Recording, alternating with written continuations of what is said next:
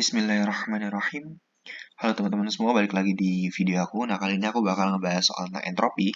Nah, di sini ada 3 soal yang akan kita selesaikan di satu video ini. Dan di sini soal nomor 57 kita coba baca ya gitu. Pada temperatur ya, pada temperatur dari 1 mol of a monatomic ideal gas. Jadi di sini ada gas ideal monoatomic ya, is reversibly from 300 Kelvin ke 400 Kelvin dengan volumenya dijaga konstan ya, volume keeps constant. Nah, di sini what is the entropy change of the gas? Pertanyaannya adalah berapa perubahan entropi dari gas tersebut gitu pada kondisi volumenya dijaga konstan. Nah, yang nomor 58 repeat dari problem 57 ya, sama persis, tapi di sini with the pressure now keep it constant. Dengan tekanan kita jaga konstan. Jadi bedanya 57 sama 58 adalah kalau 57 volumenya dijaga konstan, kalau 58 tekanannya dijaga konstan gitu ya. Nah, nomor 59 nanti kita baca nanti. Sekarang kita coba kerjakan dulu di sini. Nah, di sini aku pengen mencoba untuk mendefinisikan entropi dulu ya, karena kita tahu entropi definisikan sebagai delta S integral seperti dQ ya, dimana ya biasanya persamaan yang kita tahu kan delta S sama dengan bukan dQ, delta Q ya, delta Q per T gitu ya. Tapi ini kan untuk perubahan yang beraturan dari kalornya kan gitu. Nah, di sini untuk perubahan yang kecil ya, bukan kecil juga, ini perubahan yang lebih spesifik lagi ya, untuk bentuk yang lebih kompleks kita pakai integral. Ya, delta S sama dengan integral seperti dQ gitu ya. Nah, di sini setelah kita tahu ya, dQ itu didefinisikan sebagai ini. Sebentar, aku tulis dulu. dQ didefinisikan sebagai C dikali dt ya. Itu definisi dari dQ ya. Tapi dari mana asal-usulnya? Nah, di sini aku jelasin.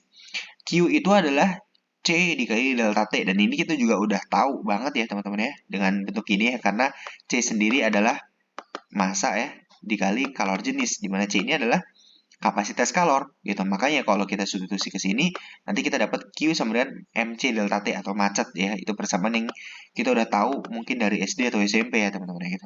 Nah, untuk perubahan yang suhu yang kecil ya, untuk perubahan suhu yang kecil ya, maka dQ ya, perubahan kalornya juga dia akan berubah kan gitu. dQ di sini akan berubah menjadi C dikali delta T. Nah, ini bentuk yang aku maksud tadi ya. Nah, dQ ini bisa kita substitusikan ke sini. Oke, kita substitusikan ke situ.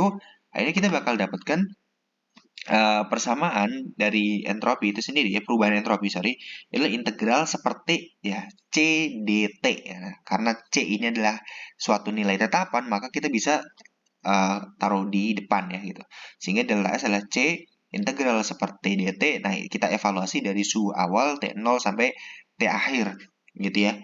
Sehingga kita bakal dapatkan delta S-nya, perubahan entropi adalah C ln T aksen dibagi T0 gitu. Dan C adalah kapasitas kalor. Seperti itu. Nah, sekarang itu setelah kita tahu, maka ya kita selesaikan aja soal nomor 57. Perubahan entropi pada volume konstan. Maka di sini perubahan entropinya adalah C ya, kapasitas kalor pada volume konstan. Ya, kalau pada tekanan konstan ya berarti Cp gitu ya. Nah, di sini konteksnya volume konstan, maka dia Cv.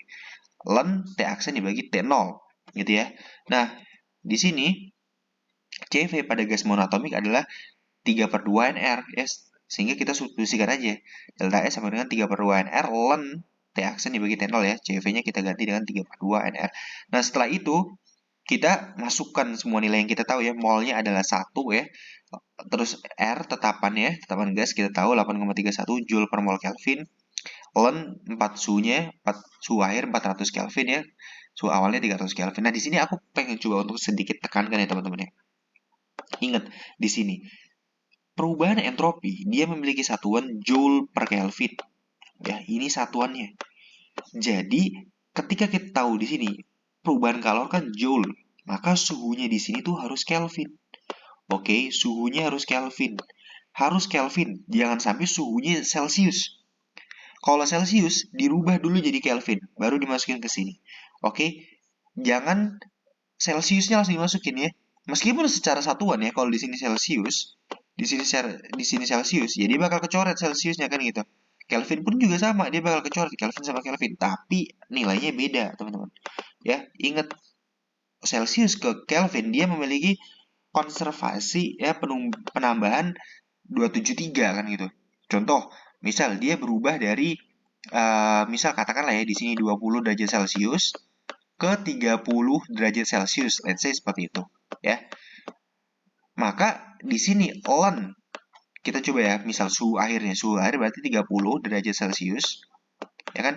Celcius dibagi dengan 20 derajat Celcius, gitu ya.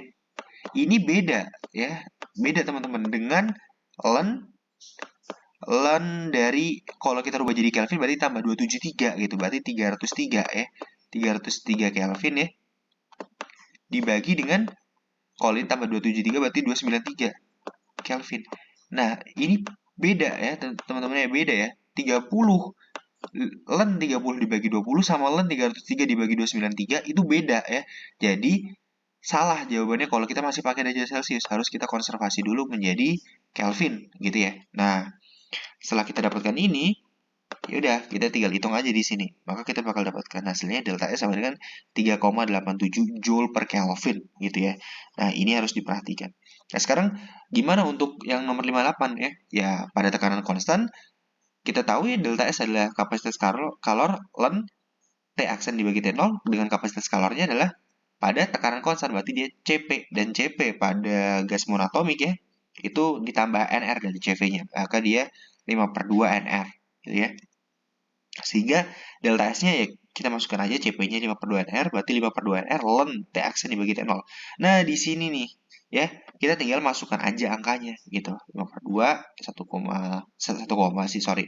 mol, R-nya 8,314 Joule per mol Kelvin, ln-nya ini harus Kelvin ya, teman-teman ya. Sehingga kita bakal dapatkan delta S adalah 5,979 Joule per Kelvin.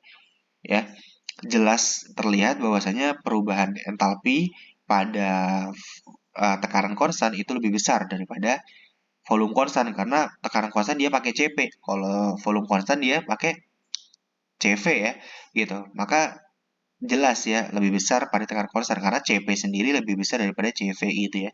Nah, itu. Nah, untuk 59 di sini kita coba bahas. Nah, di sini menarik.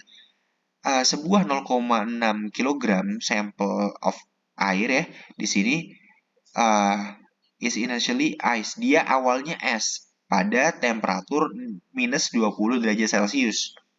Nah, what is the sample's entropy change? Nah, pertanyaan adalah, berapakah perubahan entropi dari sampel jika temperaturnya is increased, dia dinaikkan ke 40 derajat Celcius. Gitu ya, jadi 0,6 kg sampel air ya, awalnya es ya, negatif 20 derajat Celcius. Berapa perubahan entropinya ketika dia dinaikkan ke 40 derajat Celcius? Oke, ini ya, negatif 20 derajat Celcius ke 40 derajat Celcius. Nah, kita tahu delta S itu adalah C ln T aksen dibagi T0. Oke. Nah, C itu adalah M kali C ya. Ini udah kita bahas di tadi ya gitu. C itu M kali C ya. Massa dikali kapasitas, bukan kapasitas kalor jenis ya, kalor jenis. Nah, di sini ada yang harus kita perhatikan teman-teman. Ingat, di sini negatif 20 derajat Celcius, dia itu kan masih es ya. Ya, dia masih es ya. Kita tahu ya, air itu pada kondisi STP ya, dia kalau 0 itu kan dia 0 derajat Celcius itu dia membeku ya gitu. Berarti ke bawahnya juga dia membeku, tapi ke atasnya dia udah bentuk liquid, tapi pas di ya kan gitu, seperti itu gitu. Di 100 derajat Celcius dia mendidih terus dia menguap gitu ya. Ya, mendidih terus dia menguap gitu. Nah, di sini nih harus kita perhatikan ya. Awalnya dia di sini negatif 20. Ya kan, dia negatif 20 derajat. Berarti dia akan ke fase ini dulu ya, fase ke 0 dulu, ke fase 0 di mana dia bentuknya masih es secara wujud ya, sampai ke 40 derajat Celcius. Ya kan, dia akan naik ya ke 40 derajat Celcius di mana di sini bentuknya udah liquid atau cair. Nah, berarti kita meninjau dua perubahan entropi. Di sini dia punya perubahan entropi sendiri, dia punya perubahan entropi sendiri juga di sini gitu. Sehingga kita harus tinjau gitu.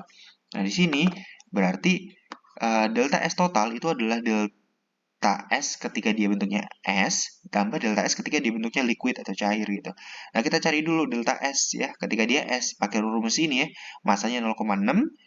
Ini ingat kapasitas kalor dari, bukan kapasitas kalor, sorry, kalor jenis dari es itu 2100 Joule per kilogram Kelvin, dan ini kita udah sering pakai ya gitu. Kalian ingat dirubah dulu jadi Kelvin ya, jangan pakai derajat Celcius ya. Di sini negatif 20 derajat Celcius, kita kalau rubah jadi 253 ya. Ini negatif 20 derajat Celcius ke 0 derajat Celcius. Ya, seperti diagram ini ya gitu. Jadi setelah kita hitung, dan toh pun kalau misal kita nggak berubah, jelas dia nggak bisa dicari ya gitu. Karena numerus dari ln itu kan harus positif ya. Dan dan bukan harus positif ya, harus positif atau lebih besar dari 0 ya gitu. Dan di sini kalau kita nggak rubah kan dia kayak gini ya, 0 dibagi negatif 20 ya, jelas dia hasilnya ya nggak bisa gitu, error gitu kan ya. Maka dia harus dirubah jadi positif, dan ini cukup menjabarkan gitu ya. Nah, delta S dari S itu adalah 98,86 Joule ya. Sorry, 95,86 Joule per Kelvin. 95,86 Joule per Kelvin. Nah, sekarang kita cari delta S ketika liquid. Ya udah masukin aja 0,6 kg. Nah, di sini ya, kalor jenis dari es ya, itu setengah kali dari air ya. Maka setengah kali dari bentuk itunya, bentuk cairnya gitu, dari air ya gitu. Maka di sini 4200 ln. Nah, di sini ini dari 0 ya, 0 derajat Celcius ke 40 derajat Celcius gitu ya. Sehingga ini dirubah dulu jadi Kelvin gitu. Nah, di sini ya harus dirubah dulu jadi Kelvin. Maka kita bakal dapetin hasilnya adalah 344,56 Joule per Kelvin, sehingga delta S total dijumlahkan adalah 95,86 tambah 344,56 ya Joule per Kelvin, sehingga kita dapatkan delta S totalnya adalah 440,42 Joule per Kelvin. Seperti itu. Nah, ini jawaban dari soal ini teman-teman.